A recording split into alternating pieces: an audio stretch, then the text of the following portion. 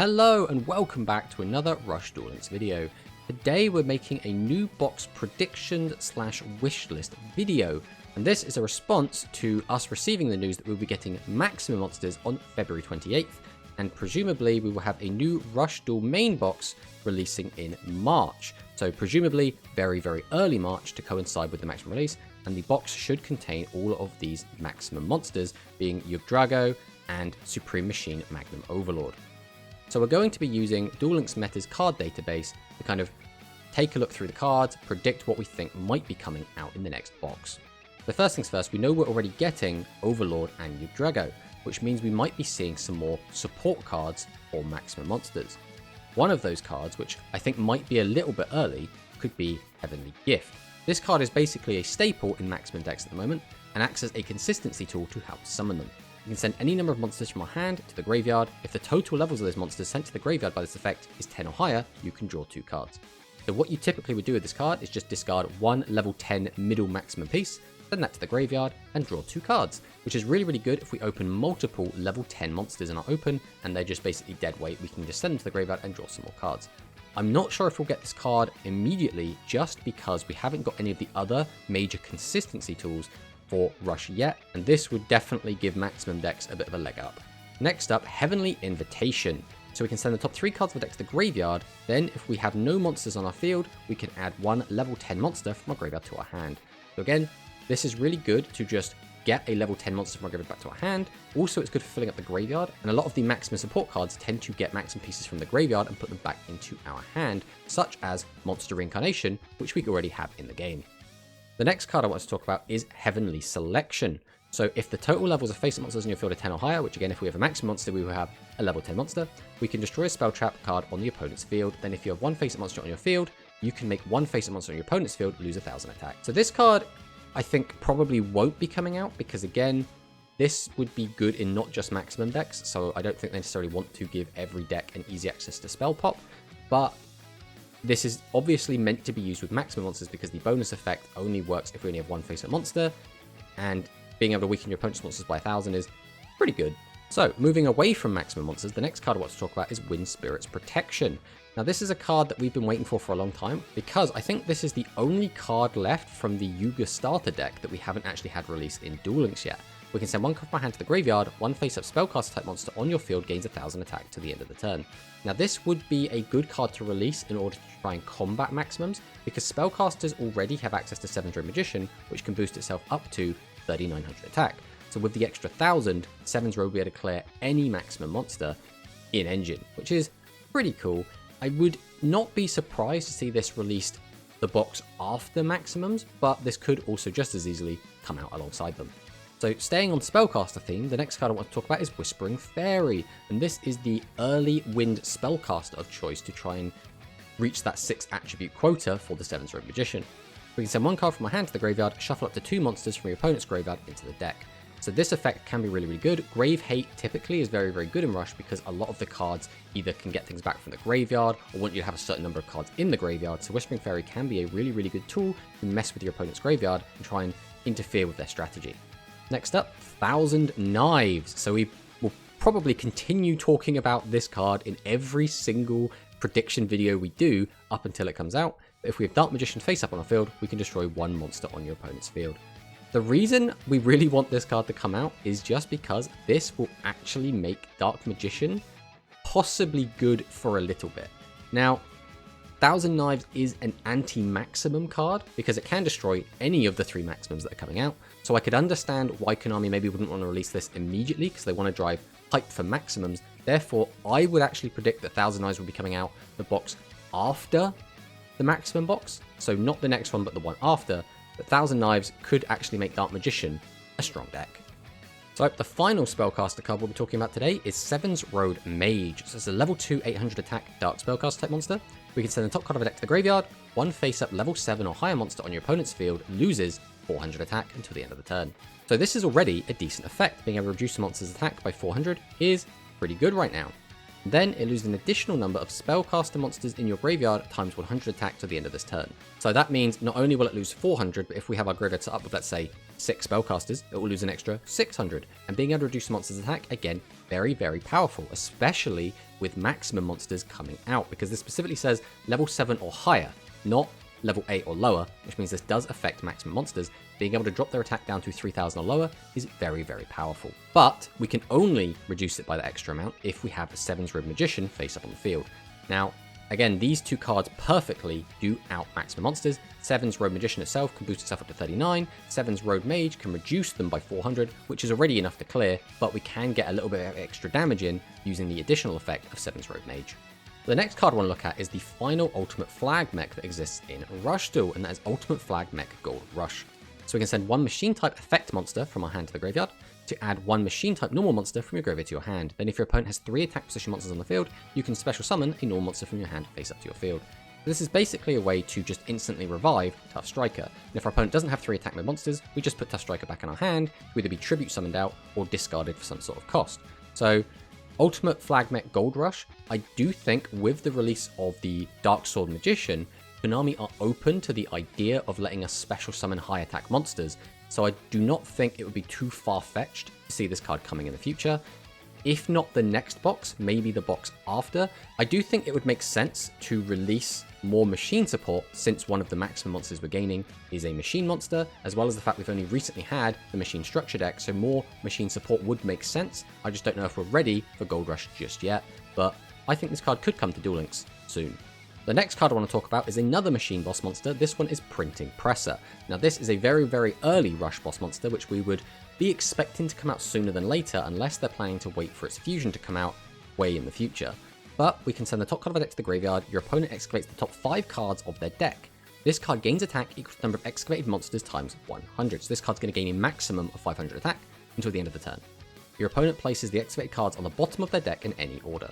So this is a 2300 attack monster that can go up to 28. That in itself is not great, especially when you consider we already have access to Ancient Arise Dragon, which is a 2400 attack monster that can guaranteed hit 3000. But this is a machine monster which can turn on some other types of effects. I don't know if Printing Presser is going to be particularly good, but at the very least we will definitely see it eventually when its fusion comes out later, the Newsflash, the Journalistic Juggernaut. Printing Presser does also have some support cards, including Soul of a Reporter, which is when an attack position monster on your field is destroyed by an opponent's attack or card effect, we can special summon Printing Presser or Scoop Scooter from our graveyard face up to our field. So Scoop Scooter is just a low attack, low defense vanilla monster, but being able to bring back Printing Presser from the graveyard is actually not bad. And again, special summoning high attack monsters is something that Konami seems to be okay with Dark Sword Magician, but they have not yet released Disco Ball for the Aqua archetype, which we would have thought we would have gotten by now, since it basically does the same thing. Next up, continuing with the machine support cards, Battle Demotion. So when an opponent's monster declares an attack on your face-up machine type monster, pay 600 life points. Change one attack position monster on your opponent's field to face-up defense position. So this is a very, very good trap. This has been seeing play pretty much since it came out in any kind of machine build. So being able to change a monster from attack position to defense position would probably be fine as well, because this will not do anything to maximums. So I wouldn't be surprised to see Battle Demotion come out just to support the machine archetype as it develops. So another card that was released alongside Battle Demotion was Salary Slash. So when an opponent's level 8 or lower monster declares an attack on your face-up monster, pay 600 life points. The attacking monster loses 400 attack to the end of this turn. Monsters cannot be destroyed by that battle. The Salary Slash is an interesting one. Not allowing the monsters to be destroyed can be seen as a negative in some situations, but also can be a positive because it means that your monster can't be popped. In a lot of ways, this is a worse version of the barrier, but it's still okay. It's an okay trap card, as well as the fact, again, it doesn't work on maximum monsters, which means I wouldn't be surprised if Konami wanted to release this, as my mentality is always going to be that when maximums come out, Konami want them to be overpowered, and then the following boxes, they will start releasing the cards that counter them. Next up, we have a consistency tool for machines, Craft the Drone. So send one machine monster from your hand to the graveyard to draw one card. This is basically just Mystic Dealer, but for machines. And it's generically fine. Being able to filter cards is always going to be a really good thing. Adding a bit of extra consistency, again, is something we always want to see in Rush. So I think that Craft the Drone would be a great fit to come in the next box. So the last machine card I want to talk about today is Drilling Mandrill. So this is a level 7 monster with 1700 attack and 2000 defense, which are very low. But during the main phase that you normal or special summon this card, change face down defense position monsters on your opponent's field to face up attack position up to the number of face up machine type monsters on your field. The original attack of those monsters changed to face up attack position by this effect become 0 until the end of the turn. This is a really good card to flip all of your opponent's defense monsters face up and then make them all have 0 attack, which is very, very strong. This card though does have a lot of downsides. Very low attack, mediocre defense, as well as the fact that we have to be playing a lot of machines in order to use this effect, and it only really punishes our opponent for playing defensively and doesn't do anything if our opponent is already ahead. So Drilling Mandrill is very much a win more card and does get power crept quite quickly by some of the other cards such as Shield Boar and Kong, which we expect to come a little bit after. So I think Drilling Mandrill probably now would be the best time for it to come out, because I think it will, again, very quickly get power crept anyway. The next card I want to talk about is Faithbird. This is just a 1500 attack, 1100 defense vanilla monster. This card I think would make a lot of sense if we're planning to support winged beast monsters, and based on the fact we just had a spellcaster structure deck to try and reinforce that archetype which had fallen off a little bit, I think it would be about time that we did bring forward some extra support for Volt Condor, and Faithbird would be a good start to that, just giving them a 1500 vanilla.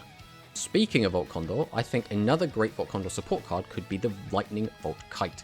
So this is a very, very modern card, but again, with the release of Dark Sword Magician, I don't think Konami are too shy about bringing forward some cards that can support old archetypes, and I think Volt Kite would be a great one to do so. It only has 2300 attack, which obviously is nothing crazy.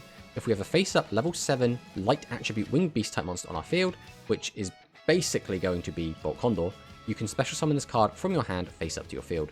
So a free special summon of a 2300 attack monster I think is fine. Now you could make the argument that most of the time Dark Sword Magician is only going to be coming out if you don't have any other monsters on the field, but it's still a free 2500 special, so I think Lightning Volt Kite would also be fine. And then if we have 10 or more cards in our deck, and we have Lightning Volt Condor face up on our field, we can draw 1 card. Which again, drawing 1 card is decent, it's good, but it's nothing completely broken. So I think Lightning Volt Kite could come out quite early. The next card I want to talk about is Lightning Volt Charge. So if we have a face-up level 7 light attribute winged beast type monster on our field, we can draw 1 card. Then if our opponent has a face-up light attribute monster on their field, we can destroy 1 spell trap on our opponent's field. So this only rewards us basically if we're playing the Lightning Volt Condor cards to begin with. It does give us a draw, which again, drawing is always really good, and a back row pop, which since Konami have seemed reluctant to give us avian spell strategy for the warriors and wing beasts, Lightning Volt Charge would be a good way to give that deck a way to pop back row, but make it limited so that only the Volt Condor deck would use it and not the warrior deck. So a different wing beast boss monster that I'd like to see come to the game, Night Vision the Phantom Pigeon. So this is a 2200 attack level 7 monster, which again, very low attack for a level 7 monster. If we have a trap card in our graveyard, we can send the top card of our deck to the graveyard. This card gains attack each number of trap cards in your graveyard times 200 until the end of this turn. Then if you have 5 or more trap cards in your graveyard, inflict 1000 damage to your opponent. So what this would mean is it would incentivize playing a trap heavy deck and is effectively a burn strategy, but it's like an aggressive burn strategy. So I actually think Night Vision would be quite a fun addition, and it would add a kind of different dimension to the game, as well as the fact that we only need 4 trap cards in our graveyard to get this thing up to 3000 attack. If we get 5, it will be up to 3200 attack, and it will then start burning our opponent, which is pretty cool. I'd really like to see Night Vision come out in the next box. And the final wing beast support card I'd like to see come out is Bruku Hearted Pigeon. Now this is a very decent trap that is still played in Harpy Ladies to this day, but when your opponent normal or special summons a level 5 or higher monster face up, or you have a face up wing beast type monster on your field, change 1 attack position monster on your opponent's field to face up defense position, then inflict 500 damage to your opponent. So again, this little mini theme of burn is pretty cool, but being able to change monsters to defense mode can be very, very strong. And again, this doesn't interfere with maximums, which means I think Konami is more likely to release cards that don't mess with maximums in the next box. So I am going to, if we do get any wing beast support, I wouldn't be surprised to see Bruku Hearted Pigeon come out alongside it. And the next card I would like to see is a generic spell card. This would probably come out as like a UR, but block attack. Change 1 attack position monster on your opponent's field to face up defense position. And again, I feel like a broken record, but this doesn't work against maximum monsters, so I think there is a higher chance that it comes out. Block attack is just a good generic card to just change monster to defense and attack over it. but some cards like Beast Gears really benefit from it because then you can use the effect of Catapult Kong to pop the defense mode monster. The block attack I think would be a great addition to the game. Next up we have the Barrier's brother in the Power Up. Shuffle 3 monsters from your graveyard into the deck, which again, we could use a little bit more shuffling, so maybe this card would see play primarily for that. But one face-up monster on your field gains 500 attack/defense until the end of this turn. 500 is a decent number, because that does mean you'll be able to get over some things that you otherwise couldn't. So the Power Up I think would be an okay addition. Again, I don't think this card on its own is particularly good into maximums. Obviously, if we combine this with one of our other cards that can already boost themselves by a lot, this can be that little extra push you need, but I think the Power Up would be fine to come out in the game. So next up, I would really like to see some more Noodle support, and in the form of Extra Spice the Elite Noodle Ninja. So we can send one face-up Pyro-type normal monster from our field to the graveyard to inflict 1000 damage to our opponent and draw 1 card. So again, inflicting 1000 damage is pretty good, drawing 1 card is pretty good, 2400 attack is... Obviously, it's not 25, we'd rather it be 25, but it's okay. And Noodles right now are seen as this weird OTK, stooly kind of deck that just kind of pops off and combos out your opponent in one turn. And Extra Spice, I think, will give them that little bit extra to be able to close out games. Whereas right now, they feel like they kind of win 1 in every 3 or 4 games. Whereas with Extra Spice, maybe that strategy becomes a little bit more consistent. So the next card I would like to see come out is Savage Claw Tiger. This would be a really good addition to the Beast Gear deck. So it's a 2300 attack level 7, which again is not great. We can send the top card of our deck to the graveyard. This card gains attack equal to the number of face-up level 7 or higher monsters on your field times 400 until the end of this turn. What this means is, when it's just itself on the board, it will go up to 27, which is fine. If we get it out alongside another level 7, it becomes 31, which is really good. And if for whatever reason we can get out 3, such as using Beast Summoner for example, then we can boost this card's attack by 1200 all the way up to 35, which is extremely relevant. So Savage Claw Tiger I would love to see come out, especially to boost the Beast Warrior strategy that is already feeling a little bit lackluster. So alongside Savage Claw Tiger, I would not be surprised if we got Road Magic Tectonic Shift, since again, Savage Claw Tiger is a Yuga card, and typically we do get the Road Magics to come out alongside the Yuga boss monsters that do have the matching attribute. But if we have a face-up level 7 or higher spellcaster monster on our field, we can send an Earth attribute monster from our hand to the graveyard. One face-up monster in the opponent's field loses attack equal to the attack of the monster with the highest attack in your graveyard until the end of this turn. Now, a lot of the time, this is probably going to be 21 to 2300, which is a big reduction. And although this card itself is very costly in that we need to have a level 7 or higher spellcaster, and then we have to also discard a card, and that card has to specifically be Earth, and we need to have a big card in graveyard ideally, this card is arguably good against maximums, so maybe this card wouldn't come out immediately and maybe it would come out after, but it's an option. The next card I want to talk about is Basquior the Moving Fortress. So this is another Yuga boss monster, and it's his other Earth choice. It has 0 attack, 2500 defense, so that's already a little bit shaky because that means it's basically like a stool card.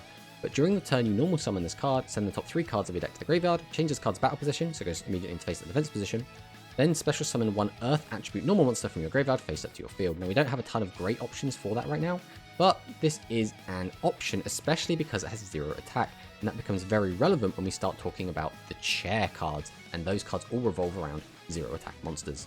So, getting into the chair cards, the first card we're going to look at is Throne of Darkness, 0 attack, 2500 defense monster, so same as Basquior. If we have 8 or more monsters with 0 attack in our graveyard, we can special summon 1 level 7 or higher monster with 0 attack from our hand in attack position.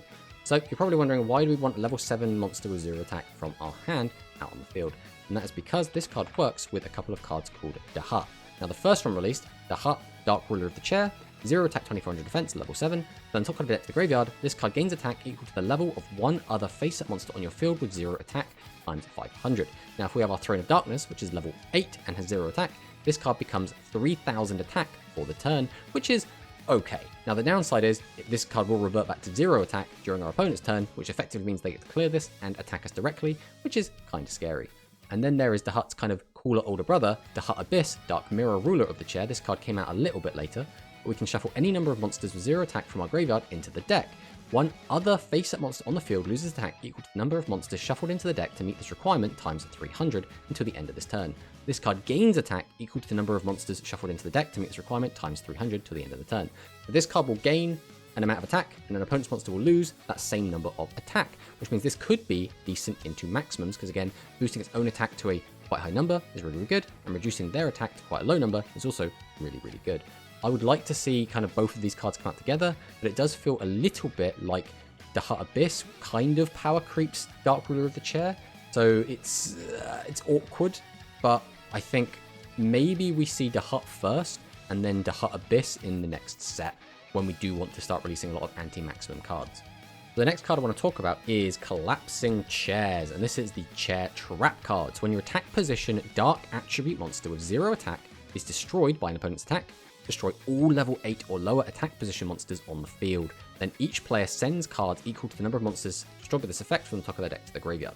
So the milling effect is a little bit whatever, but being able to destroy all face up level 8 or lower attack position monsters on the field is very, very strong. And again, this does not affect maximums, which makes me think this is more likely to come out alongside the maximums. So the next boss monster we're going to talk about is a beast card, and that is Odd Eyes Twin-Tail Cat. So this card was originally released in the same set as Chairs and the same set that Maximums released in the physical version of Rush. This card is generally quite bad, but it's a 2200 attack monster. If we have Red Eyes Black Cat and Blue Eyes White Cat, which is just 2 low-level vanillas face up on our field, we can add a Lost Cat from our graveyard to our hand. And again, Lost Cat is not the greatest card in the world. It's quite simply, when an opponent's monster declares an attack, your opponent declares a card type, so monster, spell, or trap, sends the top card of their deck to the graveyard. If it was not the declared type, negate the attack, inflict 300 damage. So there's a chance this doesn't work, but most of the time people are just going to call monster because every single deck is monster heavy, and most of the time it just won't do anything, but sometimes it will negate an attack and burn your opponent for a tiny amount. The last cat card I'm going to talk about today is Cat's Eye. So if we have 3 face-up beast-type monsters on our field, your opponent declares 1 card type, monster, spell, or trap, sends the top card of the deck to the graveyard. If it was not the declared card type, all face-up monsters on your field can attack directly this turn. Now this is funky, because this is basically an OTK tool. If your opponent does call the card type wrong, we can attack them directly 3 times. Now, this kind of gets balanced around the fact that a lot of the beasts are kind of sucky, but having 2,000 less life points means Cat's Eye could actually be kind of scary. The next up, we're going to talk about the Thunder Beetles. So this is like a mini archetype. This is made up of 3 rather lackluster light insect monsters that don't really do anything, but they are kind of an archetype because of their spell cards. The first one is Thunder Beetle's Gift. You have a face-up level 4 or lower Thunder-type monster on your field. Inflict damage to your opponent equal to the number of face-up Thunder-type monsters on your field times 500. Your monsters cannot attack this turn. So, it's not particularly good. We can burn our opponent for 1500. Maybe because of having 2,000 less life points, this card would arguably be good in some sort of burn strategy, but overall a bit lackluster. Next up, Thunder Beetle Storm. If we have 3 face-up level 4 or lower Thunder-type monsters on the field, destroy all face-up level 8 or lower effect monsters on your opponent's field. If you destroyed any monsters by this effect, you cannot normal or special summon monsters until the end of this turn, which basically guarantees that we can only attack them with our wimpy monsters, which is not going to get a ton of damage in. And finally, the trap card, Thunder Beetle Boost. When an opponent's level 8 or lower monster with an attack greater than your life points declares an attack while you have a face-up Thunder-type monster on your field, you can gain life points equal to the attack of 1 face-up monster on your opponent's field. So again, none of these cards are particularly useful against maximums, and it's overall quite a weak mini archetype, so I don't know where it's going to be released, but I don't think it's going to make too much of a splash, regardless of when it comes out. The next up, we're going to talk a little bit about some outer space cards. These are, again, cards that were released alongside the maximum monsters in the physical version of the game. The first one being the field spell card, Outer Space. So while this card is face up in the field zone, your opponent's level 4 or lower monsters lose 300 attack and defense. So only level 4 or lowers lose 300 attack and defense. So this card is very, very bad. A lot of the Dark Pyro cards in general are quite bad, but they do have a 2500 attack boss monster, which I guess is something. But if Outer Space is face up on the field, you can send 2 Pyro monsters from your hand to the graveyard, destroy all face up level 7 or lower monsters on the field. Now again, 7 or lower means that 8 are unaffected. So this card has very limited use, but sometimes this card can be okay, but primarily it's not great. And then we'll just talk about Galaxy Topping Troll here. Another Dark Pyro card. If Outer Space is face up on the field, send the top card of your deck to the graveyard. This card gains 600 attack, becomes an 1800 attack monster, which is fine. So the next cards we're going to talk about are the cleaning cards, which are Water Warriors. The first one being Wash Sprayer, the Clean Skateer. So you normal summon this card this turn, and your opponent has a face-up level 7 or higher monster, we can shuffle a Bleach Mortar from our graveyard into our deck and draw 1 card. So Bleach Mortar is an okay card. 1 face-up level 7 or higher monster on your opponent's field loses 500 attack until the end of this turn. Then we inflict 500 damage to our opponent. Again, weakening by 500 is fine, especially since we don't have to discard anything to do this, and inflict 500 damage is fine, but being able to put this card back from our graveyard into the deck and draw a card is probably the more useful part of this effect. This is a nice little engine. As well as our boss monster, Clean Beret Colonel Mop, which is rather lackluster. Level 7, only 2300 attack. If your opponent has a face-up level 7 or higher monster on the field, we can place Beach Mortar from our graveyard on top of our deck, which basically guarantees that we draw into it the following turn, or if we do have a draw spell such as Clean Skateer, if we have multiple Bleach Mortar in the graveyard, we can access it immediately. So realistically, these are going to be box chaff, and specifically Colonel Mop is probably not going to see any play, but we might see something out of Bleach Mortar and Clean Skateer. So next up, we're going to talk about some of the Cyburst cards, and that's because we're getting yugioh, so we're expecting to see some of Nail's other monsters come out. Now, a lot of the Cyburst cards came out a lot later as future support, but some of them, such as Peacock Pictotron, did come out in the first wave. So Pictotron is a level 5 1600 attack monster, which is garbage. But if we have no other monsters on our field, and we have Femtron in our graveyard, we can send this card from the field to the graveyard and draw 2 cards. Then we can send the top 2 cards of our deck to the graveyard. So we give up this monster, draw 2, and then send 2 from the top of our deck to the graveyard, which again is part of the maximum strategy. We just want to filter through our deck as much as we can, we find all of our maximum pieces, and we don't mind throwing cards in the graveyard because typically we do have ways to get maximum pieces from the graveyard back into our hand. Then we have the Femtron itself, which is just a 1400 attack monster. Nothing particularly interesting about this other than the fact it does turn a lot of the other Tron cards on. Next up we have Atron. So if we have no other monsters on our field and have Femtron in our graveyard, so again this is going to be quite a common clause we're going to see, we can send the top card of it to the graveyard and draw 1 card. So again, drawing a card is fine, sending a card to the graveyard is fine. This is again a way that we just want to be filtering through our deck. Next up we have Zeptron. If we have no other monsters on our field and have Femtron and Atron in our graveyard, we can send this card from our field to the graveyard and draw 2 cards, then place 2 cards from our hand on the bottom of our deck in any order. So this, again, specifically doesn't mill us, but it does take cards out of our hand, which is a bit of a heavier cost, but does let us get an extra card. Then the final Cyburst card we want to talk about is Yoghtron. So place 1 Femtron, Atron, and Zeptron from our graveyard on the bottom of our deck in any order, send this card from your field to the graveyard, draw 3 cards. Then send 3 cards from your hand to the graveyard. Again, filter, filter, filter, keep going, keep going, keep going, keep finding all these new cards. There are quite a few other Cyburst spells and traps, but we don't want this video to be any longer than it already is, so we'll just leave it at that for the Cyburst cards for today.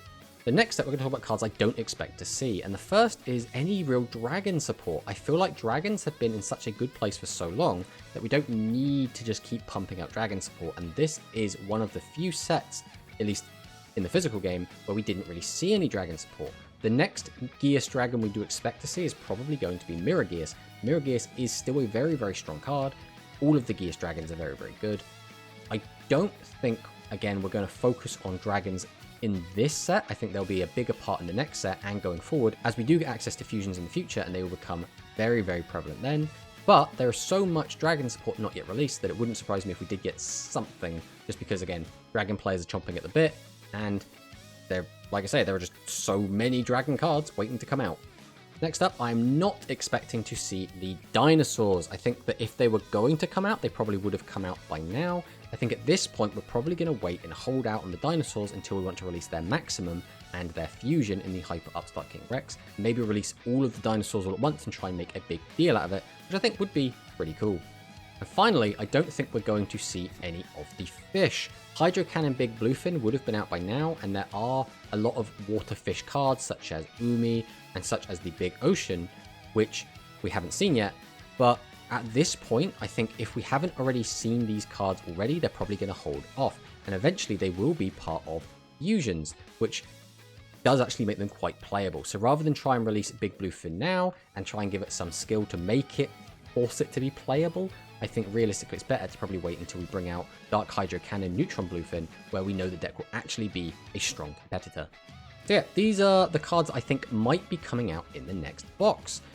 Realistically, they could release anything, right? We could get any cards spanning through Rush's history, but these are the cards I think would make sense based on the previous release schedule, based on what we know is coming, and based on what we know and how Konami like to release cards. These are just kind of my predictions. If you agree with what I've said and you think that some of these cards might be coming, let me know down in the comments. If you disagree and think something else might be coming, also chuck that down in the comments. I would love to hear your opinion. So thanks for watching, and I'll see you next time.